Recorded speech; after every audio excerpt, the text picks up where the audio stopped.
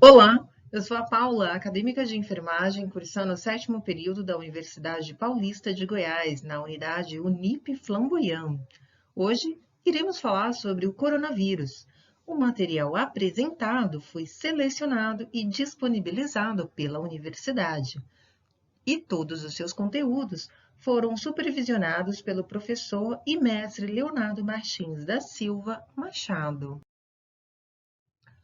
Então, a gente vai falar o que é o coronavírus, o que é a SARS-CoV-2 e o que é a Covid-19, quais são os seus conceitos. Agora, nós iremos falar sobre essas três palavrinhas, quais são os seus significados, né? Quais são suas definições, quais são as diferenças entre elas. Vamos iniciar com a palavra coronavírus e o que quer dizer essa palavra, né? Então, coronavírus é um nome que foi dado pela Organização Mundial de Saúde no ano em 2019, quando lançou aí a nossa pandemia, quando surgiu a nossa pandemia, né? E o coronavírus, ele é um vírus, né? Obviamente chamado ou conhecido como SARS-CoV-2. Ele pertence a uma família de vírus Coronaviridae, ou seja, um tipo específico de vírus, tá certo? Então, eles são responsáveis por causarem doenças infecciosas, sendo sua principal atuação no sistema respiratório ou vias aéreas, tá certo? Então, agora que a gente já sabe qual é a diferença da palavra coronavírus para a palavrinha SARS-CoV-2, vamos ver o que é a Covid-19. A Covid-19 é a doença desenvolvida pelo vírus, né? E é um tipo de doença infecto-contagiosa, certo? A palavra Covid-19, ela é uma sigla que veio de uma palavra em inglês, né? Que quer dizer o quê? Coronavírus do ano de 2019. E essa doença, ela tem seus sinais e sintomas. Vamos ver quais são no próximo slide. Os seus principais sinais e sintomas são a febre, a tosse e a falta de ar. Se você apresenta algum desses três sintomas, dirija-se imediatamente a um posto de saúde mais próximo da sua residência. Outros sinais e sintomas que são apresentados pela pessoa infectada pelo Covid-19 ou coronavírus, né? Os principais nós vimos no slide anterior, que é a febre, a tosse, a dificuldade para respirar, certo? Se acaso a pessoa sente esses três sintomas, deve procurar imediatamente, né, uma unidade de saúde ou entrar em contato com o Ministério da Saúde através do 136. Nós iremos falar agora sobre os outros sintomas que podem acometer a pessoa com Covid. Quais são esses outros possíveis sintomas? Pode ser tosse seca ou secretiva, né, com secreção, espirros, a coriza, dores de garganta, febre acima de 37 graus e a falta de ar, tá? Agora, nós temos outros possíveis sintomas que vão ser apresentados em alguns casos, não são todos, deixando bem claro isso. Então, nós podemos enumerar aqui como a congestão nasal, a perda de olfato e paladar. Perda de olfato é o cheiro, né? Perde ali a sensação do cheiro e do paladar da alimentação, do gosto. A diarreia pode, como já foi falado, apresentar em alguns casos, e as dores no corpo. No próximo slide, nós iremos ver a diferença entre três doenças que são muito parecidas entre elas. Agora, nós podemos observar que dentro dessas três doenças, elas apresentam sintomas muito parecidos entre eles, certo? Então, a Covid-19, nós temos o quê? A febre, a tosse seca, dificuldade para respirar, cansaço, fadiga, diarreia. Lembrando que a diarreia, ela é acometida em alguns casos, tá? Só deixando registrado, lembrando que diarreia é, em alguns casos, não é uma obrigatoriedade que ela se apresente em todas as pessoas com a Covid-19, tá certo? Agora nós vamos para o quadro azulzinho, que é a gripe. Vocês estão vendo que se parece muito uma com a outra? Então, na gripe nós temos também o que ali? Nós temos a febre. Só que no azul, na gripe, nós vemos febre. Enquanto que na Covid-19 a febre era alta, né? Acima dos 37 graus.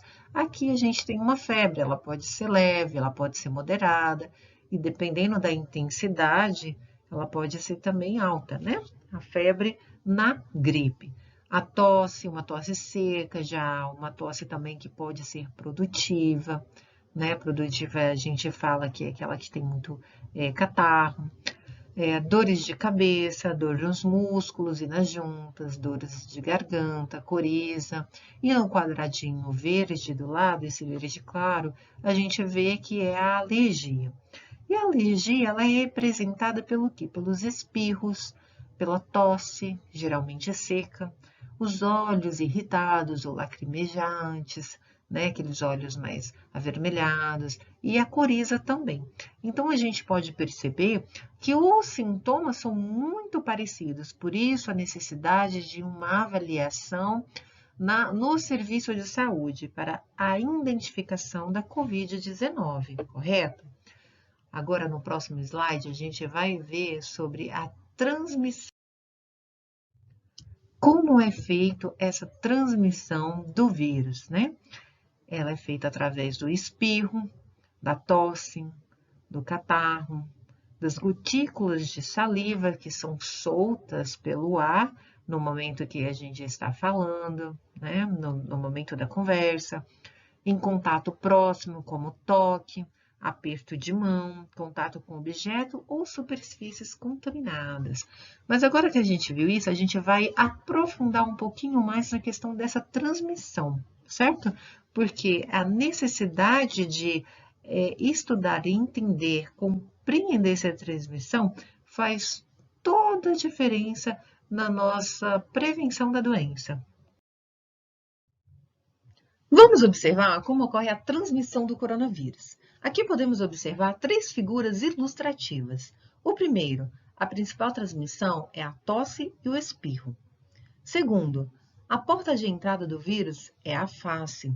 A contaminação vai ocorrer no momento em que a pessoa tocar o rosto com as mãos infectadas. Terceiro, as salivas presentes em vários objetos, como maçaneta da porta, talheres, botoeiras dos elevadores, entre outros.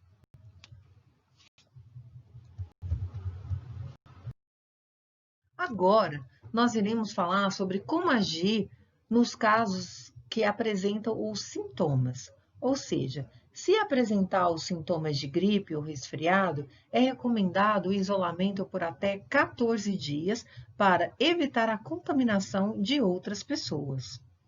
Caso ocorra o agravamento dos sintomas, como a falta de ar ou desconforto respiratório, é necessário procurar um posto de saúde mais próximo para uma avaliação médica.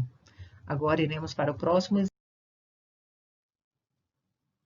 Em caso de dúvidas, o Ministério da Saúde disponibilizou canais de atendimento para ajudar a identificar os sinais e sintomas, dentre eles a ligação gratuita para o número 136. Outros canais de atendimentos importantes a serem mencionados são a página oficial do Ministério da Saúde, covid.saude.gov.br. Nesse site contém o acesso às informações sobre o número de casos confirmados, número de casos recuperados e o número de óbitos confirmados. Também podemos ver que no site coronavírus.saude.gov.br podem ser encontradas as listas de hospitais, laboratórios e postos de saúde públicos em todos os estados brasileiros.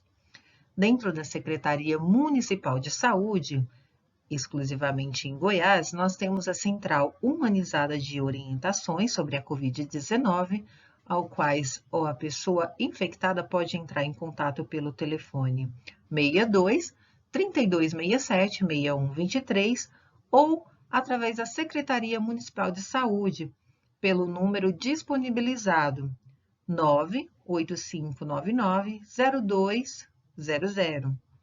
O funcionamento é das 7 às 19 horas todos os dias da semana, de segunda a sexta, inclusive feriados. No período das 19 às 7 horas, o atendimento é eletrônico. Também pode contar com o TeleSUS e a telemedicina. O que devemos fazer para prevenir o coronavírus?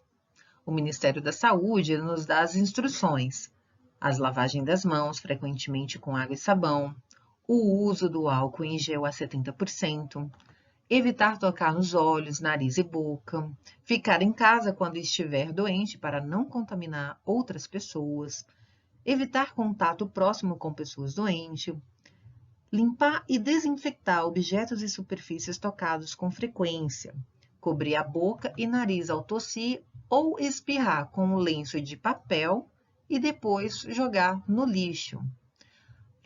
A lavagem das mãos ela é necessária toda vez que a pessoa tossir ou espirrar, quando estiver cuidando de pessoas contaminadas, antes, durante e depois de preparar alimentos, antes das refeições, após ir ao banheiro, quando as mãos estiverem visivelmente sujas ou depois de lidar com animais ou seus dejetos.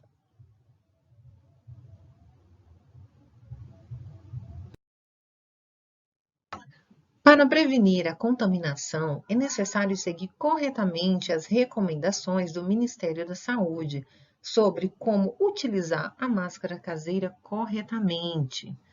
Por exemplo, a máscara deve ser de uso individual e não deve ser compartilhada. A máscara deve cobrir a boca e o nariz. Amarre e prenda de forma que fique bem ajustada, não deixando espaços frouxos entre o rosto e a máscara. Ao chegar em casa, lave as mãos com água e sabão, secando bem antes de retirar a máscara. Você também pode remover a máscara pegando pelo laço ou nó da parte traseira, evitando tocá-la na parte da frente. Lave a sua máscara com água e sabão ou água sanitária diluída em água. Lave as mãos novamente em água e sabão. Essas são as recomendações necessárias para que possa se prevenir do coronavírus. Outras formas de prevenção é seguir corretamente os protocolos de entrada em casa. São passos que devem ser seguidos durante todos os dias enquanto estivermos em pandemia. Começando com ao voltar para casa, não toque em nada antes de se higienizar, tire os sapatos antes de entrar em casa, desinfete as patinhas do seu pet após passear com ele. Tome banho, se não puder, lave bem todas as áreas expostas sempre que estiver em contato com pessoas contaminadas ou toda vez que sair de casa. Esses e outros passos são algumas formas ou medidas para evitar a contaminação do coronavírus.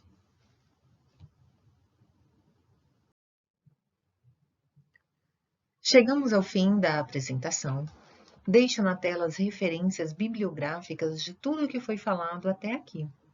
Espero que as informações tenham sido úteis. Estamos juntos no combate a essa pandemia. Até a próxima!